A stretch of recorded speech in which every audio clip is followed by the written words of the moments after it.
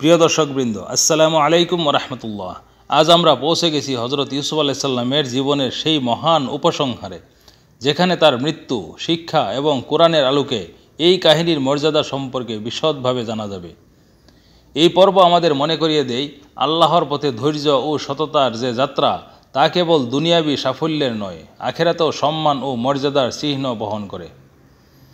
ইসলামী বর্ণনা অনুযায়ী হযরত ইউসুফ আলাইহিস সালাম প্রায় 110 বছর বয়সে মিশরে ইন্তেকাল করেন।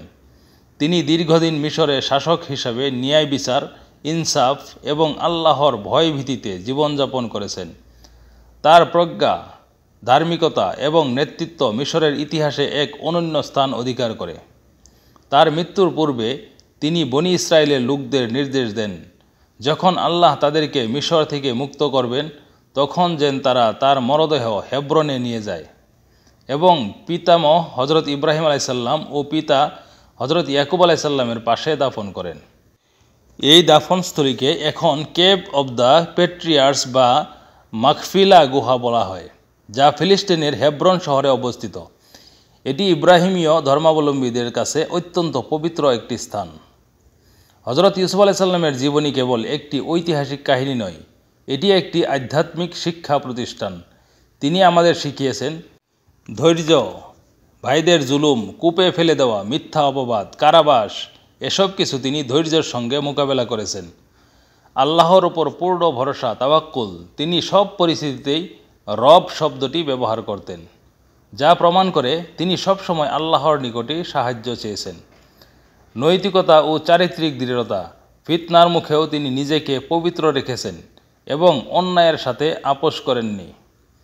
এই শিক্ষাগুলো আমাদের বর্তমান জীবনের প্রতিটি চ্যালেঞ্জে আলোকবর্তিকা হিসেবে কাজ করতে পারে।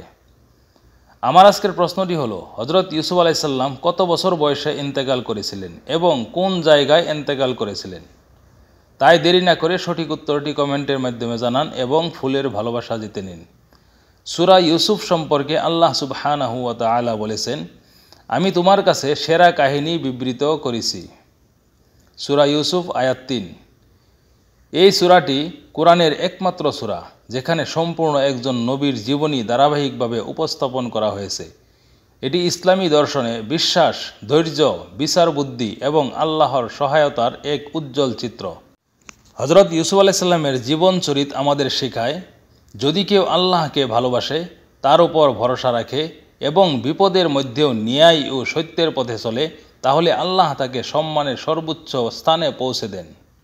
প্রিয় ভাই ও বোনেরা, এই কাহিনী একমাত্র ঐতিহাসিক নয়, এটি আমাদের ঈমান, চরিত্র ও মানসিকতা গঠনের জন্য আল্লাহর পক্ষ থেকে এক মহা মূল্যবান উপহার। আমার এই কুইজ প্রতিযোগিতায় যে প্রথম সঠিক উত্তর দিবে, তার জন্য থাকবে 10টি ফুলের ভালোবাসা এবং পরবর্তীতে যারা সঠিক উত্তর দিবে, তাদের জন্য থাকবে ফুলের ভালোবাসা এবং যারা ভিডিওটি শেয়ার করবে, তাদের জন্য থাকবে বিশেষ ফুলের ভালোবাসা। তাই সবাই ভিডিওটি বেশি বেশি করে শেয়ার করেন এবং ফুলের ভালোবাসা জিতে নিন এবং নবী রাসূলদের ইতিহাসগুলো আপনার বন্ধুদের সাথে শেয়ার করে আপনিও দাওয়াতি কাজে অংশগ্রহণ করুন। সবাই ভালো থাকবেন, সুস্থ থাকবেন। দেখা হবে পরবর্তী পর্বে ইনশাআল্লাহ।